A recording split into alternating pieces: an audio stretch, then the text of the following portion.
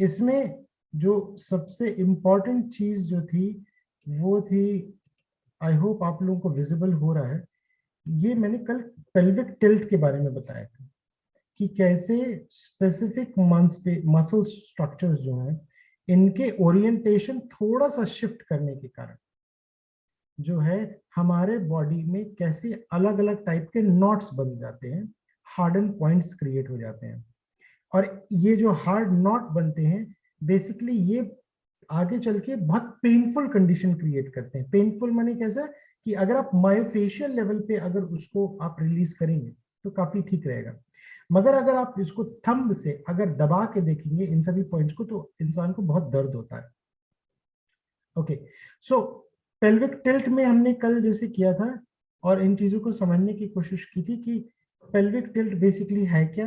एक बार मैं दोबारा से कल वाला दोहरा दूं तो इन अगर कल जो नहीं, जैसे अमित जी नहीं थे तो एक थोड़ा रिफ्रेश हो जाए कि ये जो है आपका बीच में सेक्रम का पार्ट है, this one is your sacrum. तो ये जो ट्राइंगल में बन रहा है ब्लैक टाइप का, this is basically a more like a fulcrum, एक बैलेंस की तरह।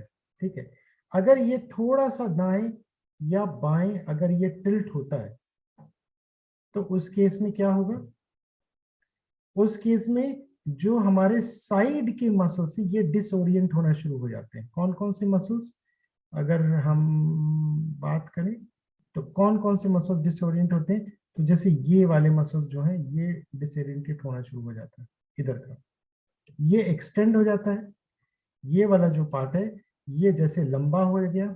ठीक है, और ऑन ए कॉन्ट्रेरी जो दूसरा वाला है ये छोटा हो गया बेचारा। तो यहां पर आपको नॉट्स बनने शुरू हो जाएंगे। ये नॉट्स अब किस रेफरेंस में बन रहा है, तो एक तो है हमारा पेल्विस का लेवल, ये रहा। ठीक है, तो ये ऊपर नीचे गया इसके कारण प्रॉब्लम आ रही है। ठीक है, अब इसके ऊपर नीचे शिफ्ट होने के कारण जो ग्लूट है हमारा, जो सॉकेट जॉइंट है, सॉकेट जॉइंट में भी क्या है कि अब ये ऊपर नीचे हो सकता है। तो अब दूसरा जो ओरिएंटेशन हो सकता है हमारा, वो हमारा शायद इस लेवल पे होता है, ग्लूट के लेवल पे, यानी सॉकेट के जॉइंट के लेवल पे। इस लेवल पर जब डिसोरिएंटेशन होना शुरू होगा तो क्या होगा कि दोनों के बीच में एक निश्चित लेंथ है, मगर अब ये लेंथ जो है ये क्या हो रहा है कि ये वाला पार्ट जैसे ऊपर हो रखा है, जैसे दिस पार्ट, ये वाला जो पार्ट है ये हमारा ऊपर हो रखा है। ठीक है, और अगर हम देखें इस ऑन ए कॉन्ट्रेरी दूसरी तरफ जो हमारा सॉकेट वाला जो पार्ट है, सॉकेट जॉइंट का पार्ट है, ये भी ऊपर शिफ्ट हो रखा है थोड़ा सा। तो देखने में हो लग सकता है ऊपर से कि ये पार्ट बहुत ऊंचा है। ओके, तो यहां पर जो लेंथनिंग होगा, मगर नहीं, ऐसा नहीं। क्यों हो रहा है, यहां पर इसके फर्दर ऊपर शिफ्ट हो जाने के कारण यहां यानी कि इस पार्ट में ये जो सेक्शन है यहां पर बहुत ज्यादा कॉन्ट्रैक्शन होने के कारण ये जो ब्लू रिंग बनाया है मैंने, यहां पर रिंग होने के कारण ये ऊपर की तरफ शिफ्ट कर रहा है। तो यहां पर कल हमने बात की कि कौन कौन से ऐसे मसल्स हैं, यहां पर कौन कौन से ऐसे मसल्स हैं जो कि यहाँ पर रिस्पॉन्सिबल हैं। तो जैसे कल हमने बात की थी ग्लूटस मसल्स के बारे में, तो ग्लूटस मैक्सिमस, ग्लूटस मिनिमस, ये सभी जितने भी मसल्स हैं ये सारे के सारे रिस्पॉन्सिबल हैं। ये रहा हमारा ग्लूटस। ठीक है, तो बेसिकली ग्लूट जो है ये ज्यादा रिस्पॉन्सिबल है इस तरह के जो भी डिसओरिएंटेशन हमारे बॉडी में नजर आते हैं। ओके, तो कोई ऐसा आसन बताइए जिसमें कि ग्लूटस मसल्स पे, यानी जो हमारा जो बटक है उस पे असर पड़ता हो, उसमें स्ट्रेच मिलता हो। कोई है ऐसा आसन? अनम्यूट ब्रिज करिए। पोज, ब्रिज पोज सर, सेतु बंधासन। सेतु बंधासन, इसमें क्या होगा, ये लंबा होगा मतलब एक्सटेंशन मिलेगा या कॉन्ट्रैक्शन होगा? और कॉन्ट्रैक्शन मिलेगा सर। वही तो मैं कह रहा हूँ एक्सटेंशन किस में मिलेगा। तो बॉडी फॉरवर्ड का बेंडिंग में सर। फॉरवर्ड बेंडिंग जितने भी आसन हैं, अगर लेग को सही तरीके से सॉकेट जॉइंट पे पूरा टक करके आप फॉरवर्ड बेंड लेंगे, आपको यहाँ पर एक्सटेंशन मिलना शुरू हो जाएगा। ठीक है, और कैसे एक्सटेंशन मिलेगा, ये अंजनी आसन या पिजन पोज वगैरह जो करते हैं ये लोग, या फिर वीरभद्रासन का जो जो लंज है, जो फॉरवर्ड लंज किया जाता है, उसमें आपको इसमें एक्सटेंशन काफी अच्छा मिलेगा। फिर हम लोग भुजंगासन भी होता है क्या सर? आएगा? नहीं, भुजंगासन में चूंकि भुजंगासन जो है, आइडियल भुजंगासन जो है, वो ये कहता है कि कमर तक का जो मेरा भाग है, यानी नेवल के नीचे का जो पार्ट है, ये पूरा जमीन पे ढीला और एकदम चिपका हुआ होना चाहिए, और सडनली उसके बाद से नेवल पॉइंट जो है ये आपके एब्डोमेन से ऊपर की तरफ लिफ्ट होगा, और आपका जो डायफ्राम है उसको लिफ्ट करेगा, और बैकबोन का जो हमेशा आदमी इंसान आगे झुका रहता है, राइट, तो आगे की तरफ इसमें हार्निएशन होता है, तो ये जब पीछे की तरफ आता है तो एक्सटेंशन क्रिएट होता है। तो ये एक काउंटर बैलेंस पोज है जो कुछ समय के लिए बैक को जो है थोड़ा सा एंटी पोज में रखता है, तो इससे बॉडी को स्थिरता मिलती है कि हमेशा आगे झुका रहता है, अचानक से हमने कुछ देर के लिए इसको करेक्ट किया तो ये थोड़ा सा बैलेंस में रहता है भुजंगासन में, उसमें नहीं होगा। सर हिप को स्ट्रेच सर त्रिकोणासन वाला तो सारा वेरिएशन में मिल ही जाएगा। हाँ, त्रिकोणासन में भी मिलेगा, त्रिकोणासन में बहुत अच्छे से मिलेगा, क्योंकि उसमें जो आपका पेल्विक ग्रिडल है, अगर फर्स्ट क्लास त्रिकोणासन देखें तो उसमें आप आगे की तरफ नहीं झुकते हैं। त्रिकोणासन में कहा गया 10 से 15 डिग्री आप बस आगे की तरफ जा सकते हो, उससे नहीं, पूरा कोशिश होना चाहिए कि एकदम साइडवेज जाए। तो ये जो है सही में यहाँ पर आपको बहुत अच्छा स्ट्रेच देता है, ठीक है। तो इस चीज को समझना है कि जब कोई कमर दर्द को लेके आ रहा है तो इन पोजेस में जाना क्यों जरूरी है, और जब आप इन पोजेस में जाएंगे तो उसको क्या होगा, उसको आराम मिलेगा या दर्द होगा? सर इन पोजेस से तो आराम मिल ही जाएगा। नहीं जब वो इन पोजेस में जाएगा उसको बहुत दर्द होने वाला है। अगर अपर हार्डनिंग है तो कोई बात नहीं, मगर अगर डीपर लेयर की हार्डनिंग है बहुत पेन होगा ऐसे ऐसे लोगों को। तो आपको ध्यान देना है, इसलिए कहते हैं कि ब्लॉक्स का इस्तेमाल करेंगे, जल्दी उसको पूरा झुकने नहीं देंगे, ब्लॉक्स का ऑप्टिमम लेंथ रखते हुए वहीं तक जाना है जो उसका कंफर्टेबल जोन है, मगर उसको होल्ड करेंगे थोड़ा देर, उसको कहेंगे स्पेंड सम टाइम देयर, ठीक है। तो इसलिए कहा गया कि प्रोग्रेसिवली कैसे बढ़ना है, अगर आप इन सब चीजों को गेज कर पाएंगे then you can curate a specific kind of experience for your clients, या अपने लिए किसी के लिए भी आप कर सकते हैं।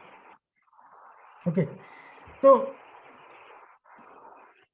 ठीक है, तो पेल्विक टिल्ट के बाद हमने कल बात की थी किस चीज की, फीट रोटेशन की। दोबारा से दोहरा रहा हूं, फीट रोटेशन क्या होता है कि 10 से 15 डिग्री का हमारा फीट रोटेशन ऑप्टिमम होता है, ओके, 10 to 15 डिग्रीज। मगर कई लोगों को आप देखिएगा पूरा पाँव एकदम फैला के चलते हैं बतख की तरह, more like a duck, you know, थप थप थप थप, पूरा आवाज भी आएगा उनका। क्यों होता है? तो फीट का रोटेशन कहाँ से जनरेट होता है? तो फीट के रोटेशन को अगर आप देखें तो इसके कुछ ऐसे पॉइंट्स हैं जहां से ये मतलब प्रोमिनेंटली बढ़ता है। तो पहला इसका कौन सा है? तो सबसे पहला अगर हम कहें तो वो होता है ग्रिडल से। ये जो आपका जो सॉकेट है यहाँ पर, यहां से आना शुरू होता है कि पीछे की जो मांसपेशी है, ये जो पीछे की जो मांसपेशी है, ये जब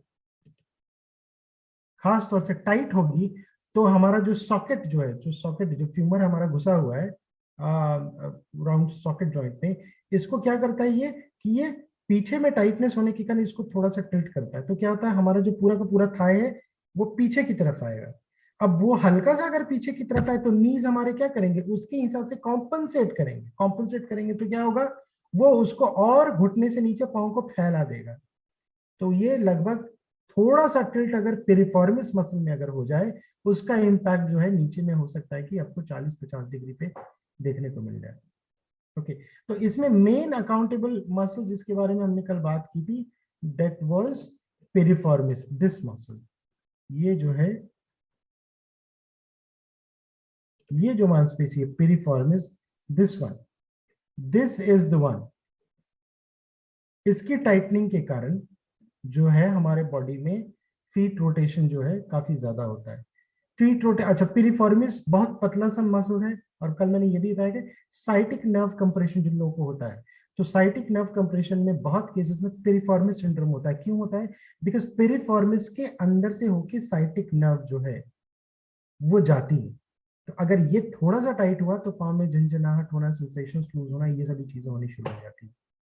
ठीक है, तो पेरिफॉर्मिस को स्ट्रेच करने का क्या तरीका है? तो जैसे फॉरवर्ड लंज है, जैसे सूर्य नमस्कार में वीरभद्रासन में जाने से पहले जब आप प्लैंक से पाँव को आगे करते हैं, ठीक है, वो पेरिफॉर्मिस के लिए एक अच्छा है पोज।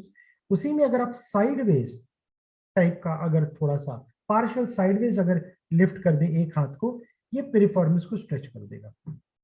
या फिर लेट जाएं पवन मुक्तासन में, जैसे दोनों पांव आप लाते हैं ऊपर 90 डिग्री में ले आए, और एक लेग को फोल्ड करके दूसरे के ऊपर रख ले और थाई को प्रेस करें, तो ये पेरिफॉर्मिस को आपको स्ट्रेच देना शुरू कर दे। तो लोअर बैक में, पांव में झिंझनाहट हो, ऐसे कोई भी प्रॉब्लम हो, पेरिफॉर्मिस टारगेट हमेशा किया जाता है। और अगर उम्र बढ़ी हुई है तब तक अक्सर हाँ जरूर करना, मगर अगेन बहुत पतला और टेंडर नर्व है, इसको बहुत डिलिजेंटली धीरे धीरे करना है। किसी भी चीज को जबरदस्ती या बहुत ज्यादा नहीं कर देना। अगर ये बहुत ज्यादा स्ट्रेच हो जाएगा तो क्या होगा? इन्फ्लेमेशन हो जाएगा, सूजन हो जाएगा, क्योंकि बहुत दिनों से ये चिपका पड़ा है। अचानक से आप इसे खींच देंगे तो फिर वो इन्फ्लेमेशन हो जाएगा, तो हो सकता है दर्द और बढ़ने लग जाए, टेंडर हो जाए। इस चीज का ध्यान रखना है। आगे आते हैं। इसके बाद कल हमने एसआरटी टेस्ट के बारे में बात किया था। तो एसआरटी टेस्ट क्या होता है? एसआरटी टेस्ट क्या होता है जी? कौन बताएगा थोड़ा सा? पाठक जी, एसआरटी क्या है?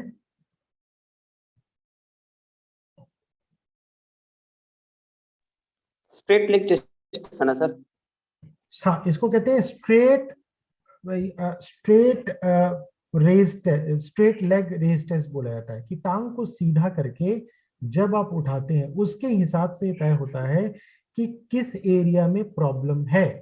अगर ये आप इसको सीधे 90 डिग्री में ले जाएं, 90 डिग्री से लेके 60 डिग्री तक अगर इसमें प्रॉब्लम है, तो कहा गया है कि मैक्सिमम ज्यादा चांस है कि this can be associated with your hip joint. उससे नीचे में अगर चला गया तो ये हिप जॉइंट और या पेरिफॉर्मिस दोनों में से एसोसिएटेड हो सकता है।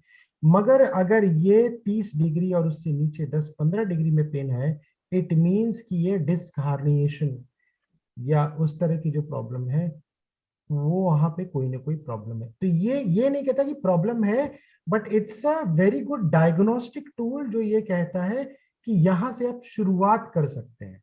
ठीक है, ये नहीं कहता कि ऐसा ही होगा, but this could be a diagnostic tool कि अच्छा यहां से शुरू कर सकते हैं, यहाँ पे फिर तो आप जाके हाथ से पाल्पिटेशन कर सकते हैं, चेक कर सकते हैं। तो ये प्रिलिमिनरी टेस्ट की तरह इस्तेमाल होता है एसआरटी स्ट्रेट लेग टेस्ट। ठीक है, फिर हमने नी पेन के बारे में बात किया था कि what does this ISRT stands for? SRT को स्ट्रेट लेग टेस्ट कहा जाता है। क्लिनिकल टर्म में स्ट्रेट लेग रेस टेस्ट बोला जाता है। टांग को सीधा करके उसको ऊपर रेस करना है, और according to the angle at which palpitations जो फील होते हैं, जो सिम्टम्स आते हैं, उसके हिसाब से हम गेज करते हैं कि प्रॉब्लम कहाँ है। It's more into the joints या ये डिस्क लेवल से कहीं ना कहीं एक्सटेंड हो रहा है। ओके, चलिए, कल हमने एसिमेट्रिकल शोल्डर्स की बात की थी। Now we will get back to it. आज हम बात करेंगे shoulder roll forward. Now shoulder roll forward क्या होता है? ओके, जिम में जाने वाले जितने भी लोग हैं, तो वो सारा थोड़ा सा आप अगर उनको याद करेंगे तो आपको पता चल जाएगा। Huge muscular body, you know, body आगे की तरफ पूरा टिल्ट, एकदम डोले शोले बने हुए, गर्दन एकदम घुसी हुई टाइप से लंबा सा। और ये जो लोग हैं जिनका जो जो आपका एसीएल जॉइंट का जो एरिया है, दिस यूजुअली जो आपका शोल्डर ब्लेड है, ठीक है, शोल्डर ब्लेड से आगे की तरफ टिल्ट हो जाए और स्कैपुलर्स वगैरह को ये आगे की तरफ पुल करना शुरू कर दे, तो बॉडी में इम्बैलेंस क्रिएट होता है। इसी को बेसिकली कहा गया है शोल्डर रोल फॉरवर्ड। और शोल्डर रोल फॉरवर्ड कहाँ कहाँ होता है, लेट्स अंडरस्टैंड। और शोल्डर रोल फॉरवर्ड कहाँ कहाँ होता है, जैसे अगर कोई बहुत ज्यादा कंप्यूटर पे बैठा है और वो दिन भर काम कर रहा है तो क्या हो रहा है, लेट्स अंडरस्टैंड।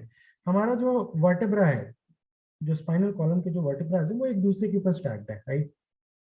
ओके, इसका मैक्सिमम लेंथ कैसे होता है, इसका जो ऑप्टिमम लेंथ क्या है, तो ऑप्टिमम लेंथ कहा गया है कि नीचे से थोड़ा सा कर्व होगा, बिकॉज कॉकिक्स पार्ट है, सेक्रम का है, और यहां से फिर जाके ये थोड़ा सा डिप मारता है, और फिर ये ऊपर चल के फिर जो सर्वाइकल है यहाँ पर फिर ये थोड़ा सा टिल्ट अंदर की तरफ से होके और स्कल इसके ऊपर पोजिशन।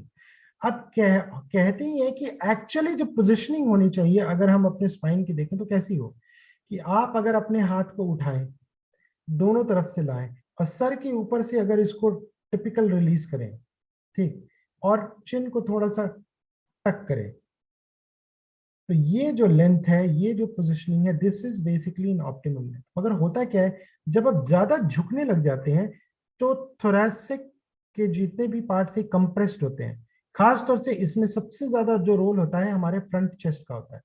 ओके,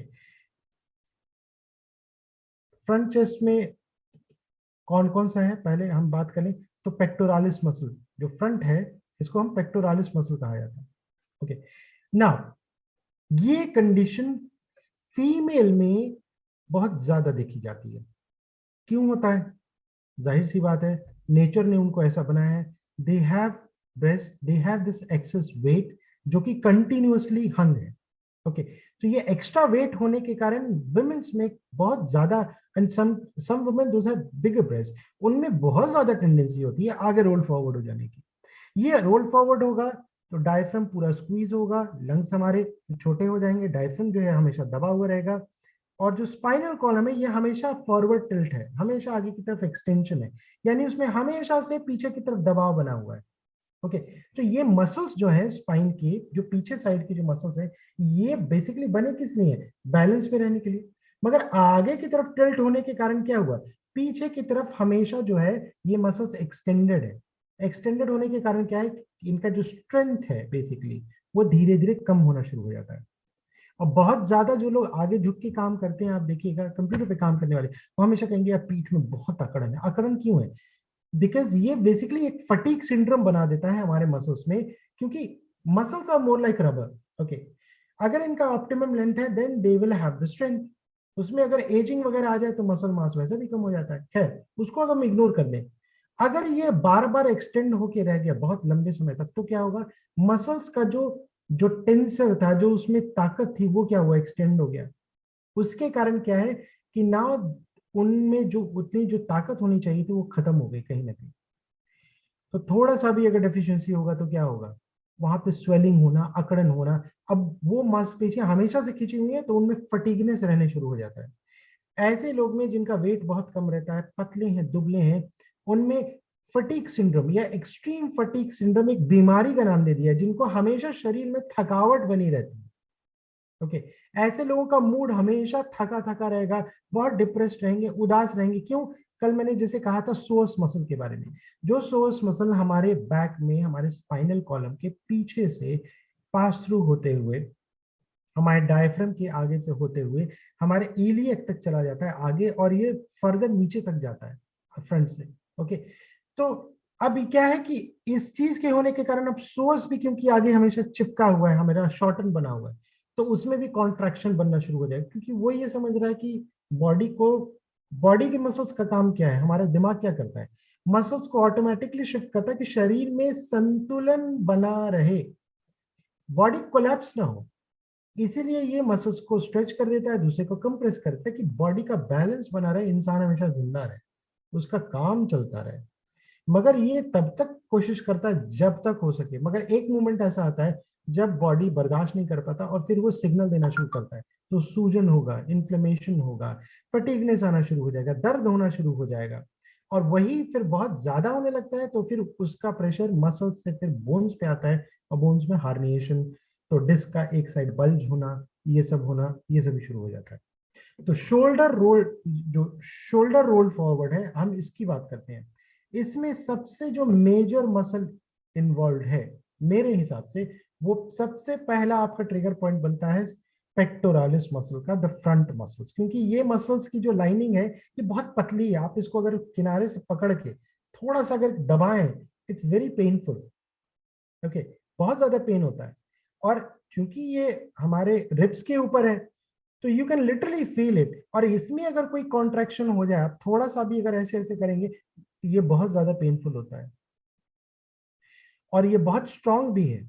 बहुत जल्दी आप अगर इसको शिफ्ट करेंगे तो पीछे की तरफ थोड़ा सा बैलेंसिंग पोस्चर आप क्रिएट कर सकते हैं। अब बात आती है पीछे की तरफ से। पीछे की तरफ में कौन कौन से मेजर मसल्स हैं? तो इसमें ट्रपीजियस आएगा। ट्रपीजियस कौन सा मसल है? The front, the top muscle, जो आपके यहाँ से शोल्डर से होते हुए यहाँ पर आप इसको अगर पकड़ेंगे तो जो हाथ में आता है, this is called trapezius. Okay, तो ट्रपीजियस का मेन काम है बॉडी के पूरे स्ट्रक्चर को एक बैलेंस देना, ऊपर से होल्ड करना। इसकी पोजिशनिंग हमारे गर्दन, यानी जो हमारा अपर ब्रेन है, जो यहाँ लिम्बिक ब्रेन, उसकी पोजिशनिंग, नेक के मसल्स को पोजिशन करना। अब ट्रपीजियस के बाद सबसे इंपॉर्टेंट मसल्स है, दिस इज कॉल्ड रोम्बॉइड्स। रोम्बॉइड्स मैंने क्या क्यों कहा था कि जो स्कैपुला होता है हमारा, जो हम लोग जैसे हड्डी, जो अगर हाथ को अगर आप पीछे करेंगे तो जो हड्डी टाइप का स्ट्रक्चर निकलता है, दिस इज कॉल्ड स्कैपुला। इसकी पोजीशनिंग स्पाइन के विद रिस्पेक्ट में कैसी होगी? ये पास में रहेगा या दूर में रहेगा, या ऊपर की तरफ शिफ्ट हो जाएगा या नीचे की तरफ शिफ्ट हो जाएगा? इससे बहुत ज्यादा डिपेंड करता है कि आपके कंधे नॉर्मल रहेंगे या ये ऐसे हो जाएंगे, गर्दन ही गायब हो गई, या फिर एकदम नीचे ही की तरफ हो गया, कैसा होगा? तो रोम्बॉइड्स इसमें बहुत ज्यादा रोल प्ले करता है। और रोम्बॉइड्स के साथ साथ नेक्स्ट मसल है सैरेटेरियस इंटीरियर। सैरेटेरियस इंटीरियर का कहाँ है?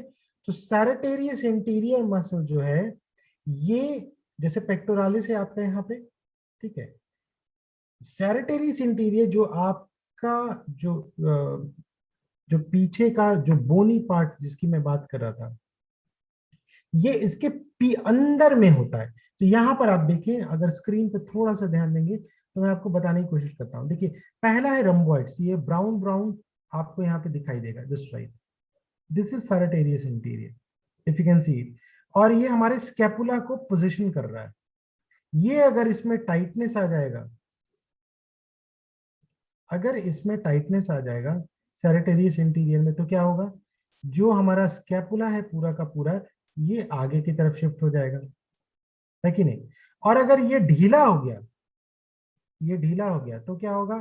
तो हमारा जो स्कैपुला है ये बाहर की तरफ शिफ्ट होना शुरू हो जाएगा। ओके, अब दूसरा जो मसल्स है सैरेटेरियस इंटीरियर, इसके पोजीशन को समझिए। ये देखिए कहां पे क्या कर रहा है। सैरेटेरियस इंटीरियर आपके स्कैपुला के अंदर लेयर में, यानी पीछे की तरफ से जो आप स्कैपुला को फील करते हैं, तो अगर आप साइड में जाए, यानी अपने हाथ को अगर ऐसे उठाए, पैल्पिटेशन करके आप खुद देख सकते हैं, और अपने हाथ को पीछे की तरफ, पीछे की तरफ, ओके, आगे की तरफ नहीं, पीछे की तरफ स्कैपुला के अंदर से जब जाएंगे, तो ये जो एरिया है, इसके अंदर में सैरेटेरियस इंटीरियर अंदर से होते हुए, ये आपके स्कैपुला के अंदर से होते हुए आपके स्पाइनल कॉलम से जुड़ता है। सो क्रॉस सेक्शन में अगर हम देखें तो ये कुछ मेरे, यानी कि इस तरफ अंदर की तरफ से, पीछे की तरफ से होते हुए अंदर से होता हुआ मेरे स्पाइनल कॉलम में जाके लगेगा सैरेटेरियस इंटीरियर। इसकी पोजीशनिंग देखिए,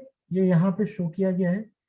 again it's a major colony of muscles, और ये बहुत अगेन थिन लेयर होता है, मगर ये इसका बहुत बड़ा रोल है सैरेटेरियस इंटीरियर का। ओके, अब आप मुझे बताइए सैरेटेरियस इंटीरियर या रोम्बॉइड्स को शिफ्ट करने के लिए सबसे अच्छा आसन कौन सा होगा? सर मेरे ख्याल से शोल्डर वाला ड्रिल्स जितना भी होता है। शोल्डर वाला ड्रिल्स है, कौन कौन सा शोल्डर ड्रिल्स कर सकते हैं? आई कैन सी सर, मतलब आई कैन शो यू। बताइए। वेट सर, हम दिखा रहे हैं ना? हाँ मैं देख रहा हूँ, बताइए।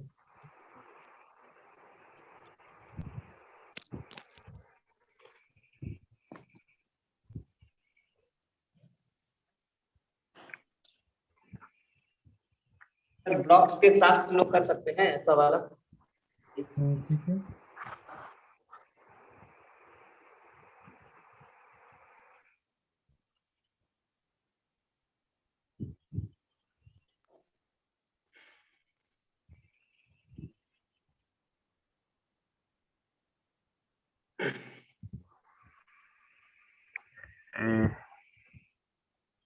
ये cow cat pose kind of कर रहे हैं। हाँ ओके, इस सर पोज इसमें में एक और हाँ बताइए। सर ये ये वाला एक ठीक था। हाँ ये कुछ हद तक सही है, और कोई कुछ और ऐड करना चाहेगा? एक तो सर, एक तो और सर कर सकते थे इसमें कि जो वज्र आसन में घुटनों पे थोड़ा खड़े होकर बैक साइड अपने दोनों हाथों से एड़ी के ऊपर पैर रखकर जब पीछे की तरफ झुकते हैं, उसको उसका उस- नाम नहीं आता है मुझे आसन का। उष्ट्रासन, उष्ट्रासन बोलते हाँ हैं, शायद। Camel pose. तो ठीक है, उसको उसको पीछे की तरफ करने का, और मे भी भुजंग आसन में फिर से शायद हेल्प मिल सकती है। भुजंगासन, भुजंगासन में हाँ थोड़ा बहुत हो सकता है। अच्छा, अरे कोई ऐसा आसन बताओ जिसमें हाथ पीछे जाए, हाथ पीछे सर तो जाए, सर कौन वो कौन सा ऐसा है बताओ? चक्र एक एक और हम आपको वक्रासन, बता सकते हैं Vakrasana sir. Sir, Vakrasana. Vakrasana, okay ठीक है। एक हाथ पीछे जाता है और एक एक हाथ पीछे आता है, ठीक है। गौमुखासन। कौन सा रोशनी जी? गौमुखासन। गोमुखासन, वेरी गुड। हाँ हाँ गोमुखासन। गोमुखासन, ओके। अब मैं एक पोज बताऊंगा जिससे ये सारा कुछ, सारा का सारा ये हैंडल हो जाता है। एक पोज, मरीचे आसन किया है किसी ने? नहीं सर, हाँ, एक बार आप मरीचे बताएंगे तो आसन, शायद पता चल जाए हाँ मरीचे किस तरह का आसन, होता है वो शायद। भाग एक, भाग दो, भाग तीन। सो लेट मी शो, मैं आपको दिखाता हूँ मरीचे आसन।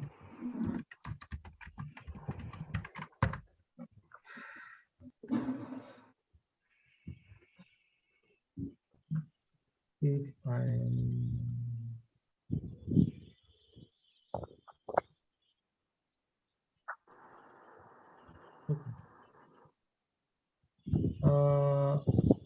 मेरा स्क्रीन दिख रहा है क्या? दिख रहा है। ये इमेज दिख रहा है जो अभी है सामने? हाँ दिख रहा है। Okay, We can see now that. you can do that. ठीक है, now understand the pose। इस पोज का सिग्निफिकेंस क्या है? जैसे मैंने कहा सेरेटेरिस इंटीरियर अंदर से क्लैप्स होता है, सेरेटेरिस इंटीरियर जो है अंदर से क्या होता है, टाइटन होता है, और रम्बॉइड्स आगे या पीछे शिफ्ट हो सकते हैं। तो मैक्सिमम हमारा काम क्या है, हम अगर किसी भी तरह से स्कैपुला को, सेरेटेरिस इंटीरियर को एक बढ़िया सा पुश दे सके बाहर की तरफ एक्सटेंड करते हुए, इससे बढ़िया कुछ नहीं होगा ना। मरीचे आसन का ये जो हैंड का जो पोज है, घुटने के पीछे से हाथ लगा के पीछे ले जाना, आप देखिए ये सेरेटेरिस इंटीरियर को सही में मैक्सिमम कैपेसिटी तक लेके स्ट्रेच कर देता है। सो दिस पोज, किसी को कितना भी पुराना कंधे का दर्द हो, फ्रोजन नेक रहता हो, जो कभी रिजॉल्व नहीं हुआ हो, मरीजे आसन पे उसको लाना शुरू करिए सपोर्ट के साथ, धीरे धीरे करते हुए वो अपने आप सारा का सारा रिवर्स हो जाएगा। बॉडी में कितना भी अलाइनमेंट का प्रॉब्लम हो या कुछ भी ऐसा हो, सारा कुछ अपने आप शिफ्ट हो जाएगा। This is in my understanding the most effective pose, सबसे ज्यादा इफेक्टिव पोज है अगर आपको किसी के शोल्डर्स की पोजीशन को, इसके स्ट्रक्चर को बैलेंस करना है। तो ऐसे जितने भी सलमान खान वाले लोग हैं उनको मैं ये कहता हूँ स्टार्ट डूइंग मरीचे आसन, और उनको थोड़ा होल्ड करवाता हूँ। तो बेल्ट का सहारा ले लिया, क्योंकि शुरू में हाथ पीछे करके दूसरे हाथ को पकड़ पाना थाइस के आगे से बहुत मुश्किल होता है। So you start using props and with the help of that you try to stay in that posture for some time. ठीक है, okay. So now let's get back to जहां हम थे। तो ये चीज समझ में आई कि सेरेटेरियस इंटीरियर राउंड रोम्बॉइड्स, अगर आपको किसी के राउंडेड शोल्डर्स को ठीक करना है तो आप गोमुखासन करवा सकते हैं, पाठक जी ने जो स्ट्रेच बताया वो करा सकते हैं, या फिर सभी के घर में दरवाजा होता है, दरवाजा है, दरवाजा का कोना है, दीवार के साइड में, इसे हम कहते हैं द 3 लेवल स्ट्रेच रूल, कि पहले 90 डिग्री में तो दीवार के कोने पे आप आ जाएं, हाथों को अटका दें यहाँ से यहाँ तक का पार्ट, ठीक है। पहले 90 डिग्री में बॉडी को आगे जाने दे और दीवार में ही अटका रहेगा, तो ये स्ट्रेच हो जाएगा। फिर इसको 45 पे करेंगे, फिर 60 डिग्री पे स्ट्रेच करेंगे, ठीक है। ये दोनों तरफ हो सकता है।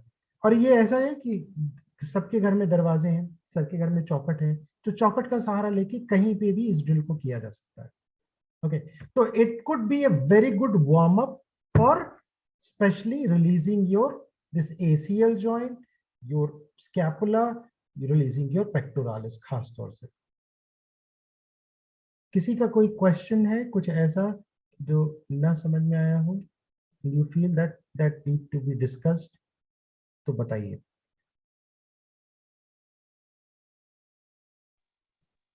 नहीं सर। ओके, ठीक है ना। अब हम फिर आगे बढ़ेंगे और बात करेंगे सबसे इंपॉर्टेंट जो है हमारा spinal column. Okay, so the picture is not so clear here, मगर हाँ जो मसल्स हैं हम उनकी बात कर लेते हैं, ताकि आपको एक ओवरऑल थोड़ा सा आइडिया मिले कि हम जब आगे झुकने वाले जितने भी आसन करते हैं, पीछे जाने वाले कर रहे हैं, तो बेसिकली कहाँ पर ज्यादा असर होता है। ओके, तो लंबर कंप्रेशन या मिस अलाइन लंबर, इसका मतलब क्या है कि जो हमारा स्पाइनल कॉलम है इसमें या तो कंप्रेशन है, तो हर एक वर्टिब्रा के ऊपर या बीच में एक रबरिश काइंड ऑफ कनेक्टिव टिश्यूज है, उसका एक पैडिंग होता है। वो पैडिंग क्या करता है कि जब भी कभी प्रेशर होता है, जैसे आपने अचानक से 20 किलो वजन उठा लिया, तो वो बॉडी को क्या करता है, कुशन देता है, right. But due to excessive stress on muscles, तो धीरे धीरे मसल्स झेलते हैं, उसके बाद बोन्स पे आना शुरू हो जाता है, तो वो एक दूसरे पे क्या करते हैं, रगड़ते रगड़ते उसको खत्म कर देते हैं, ठीक है। और जब प्रेशर बहुत ज्यादा होने लग जाता है 3 स्टैक में, तो बीच वाला जो कमजोर पड़ेगा वो आगे राइट या लेफ्ट किसी भी तरफ जो है वो टिल्ट होना शुरू हो जाता है। ओके, तो इस